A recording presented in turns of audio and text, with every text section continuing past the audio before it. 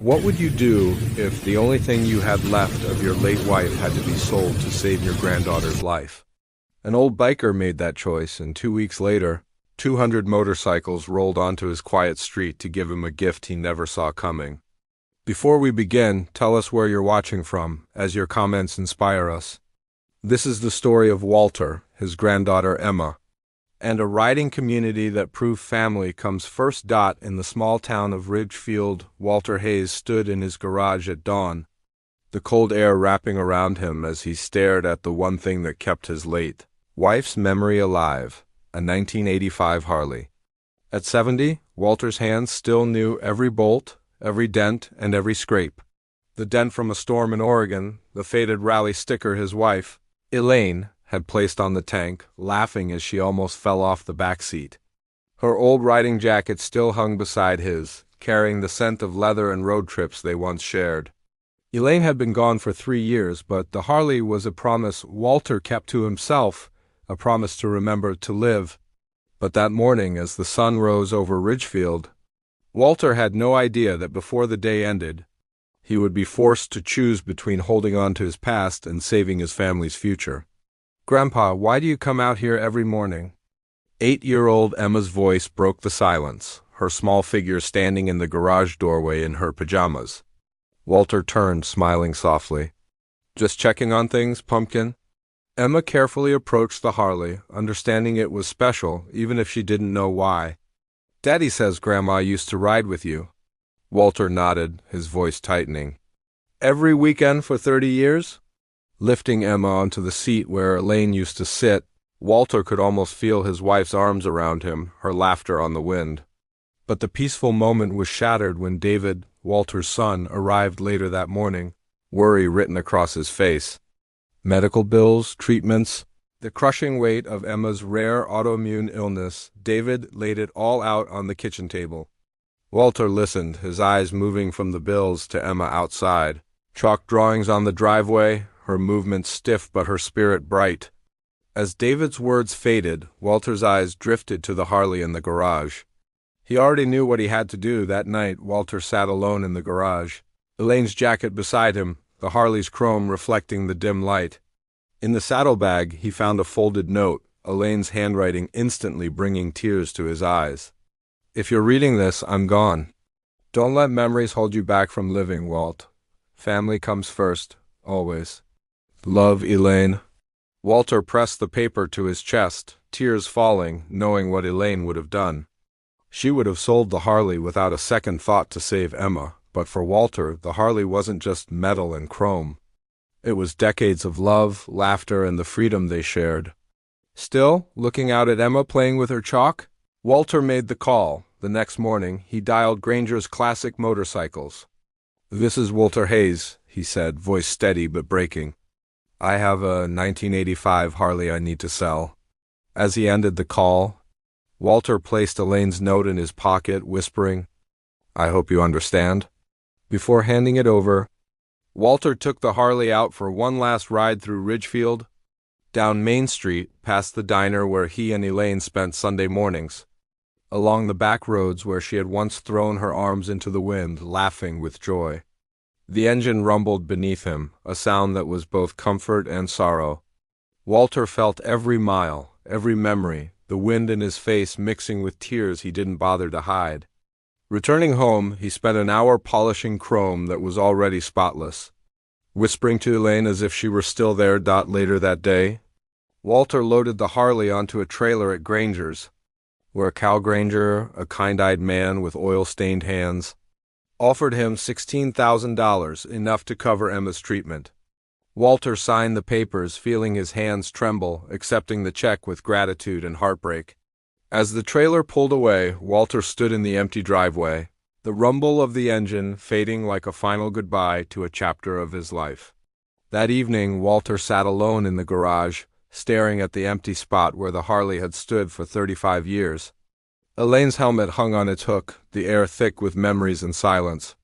When David arrived with Emma for dinner, she noticed immediately. "Grandpa, where's your motorcycle?" she asked, her voice small.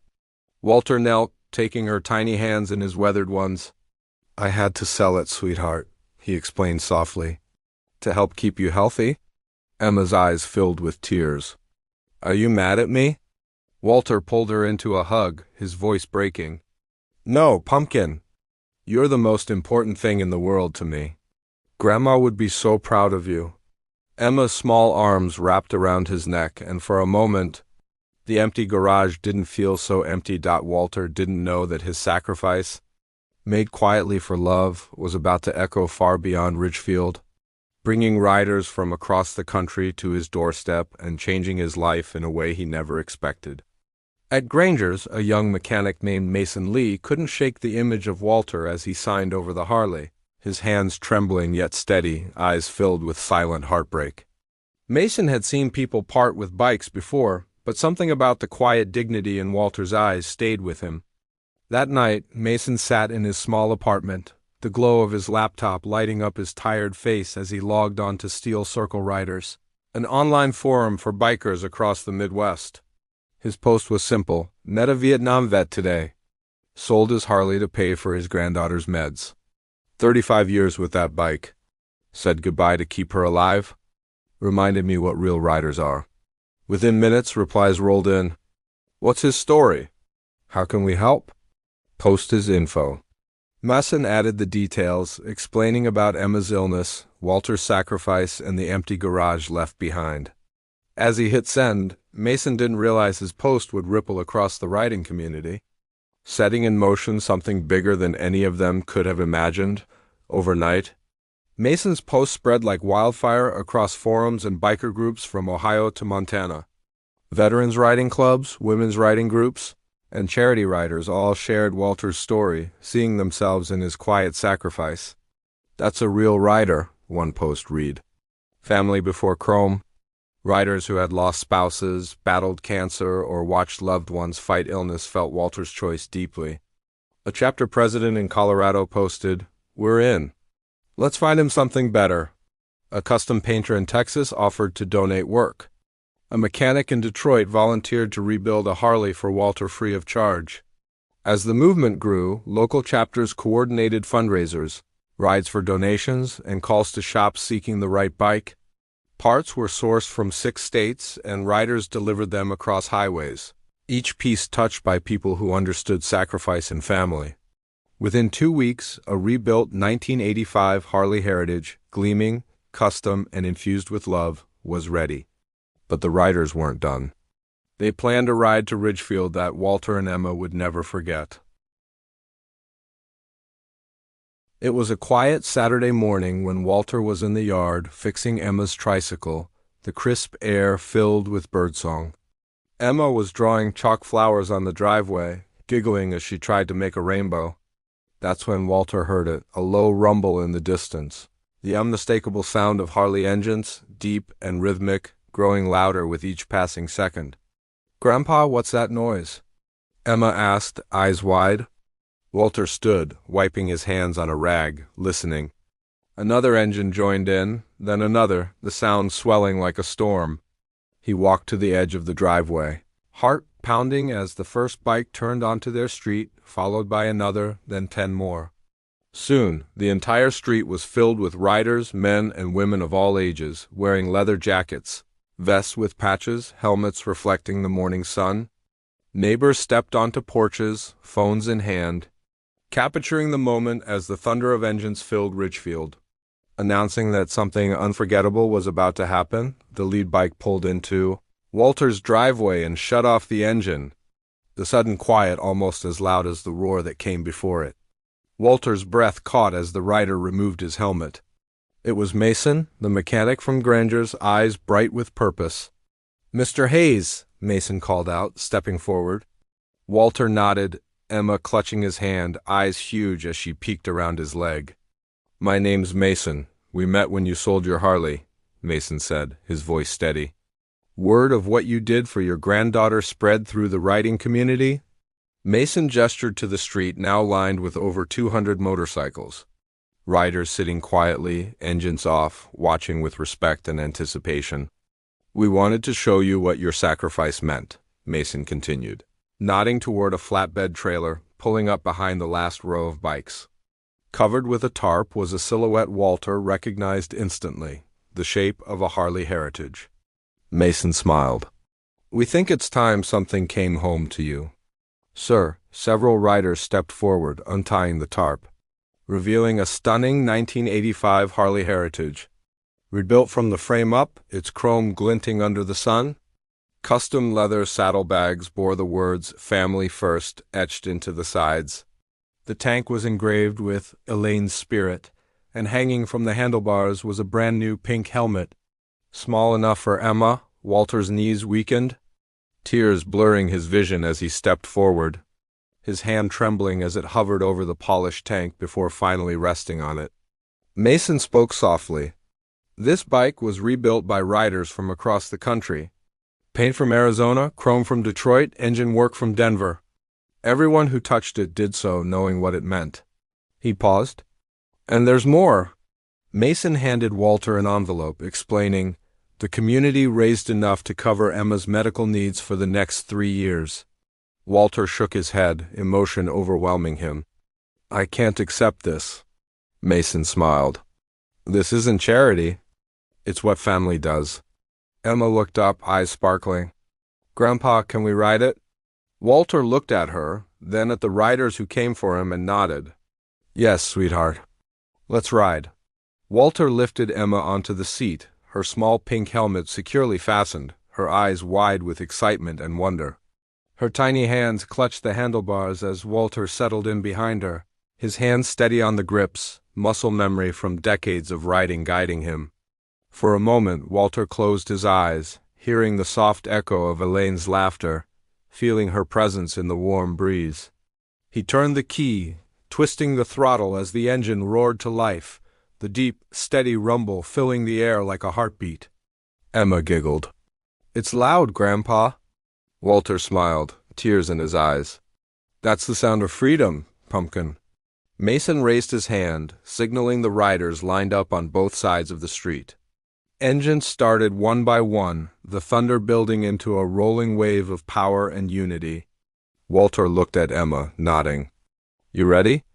"Ready," she squealed. With a careful turn, Walter rolled out of the driveway, Emma laughing as 200 riders followed, their engines singing a song of love, sacrifice, and honor down the quiet streets of Ridgefield.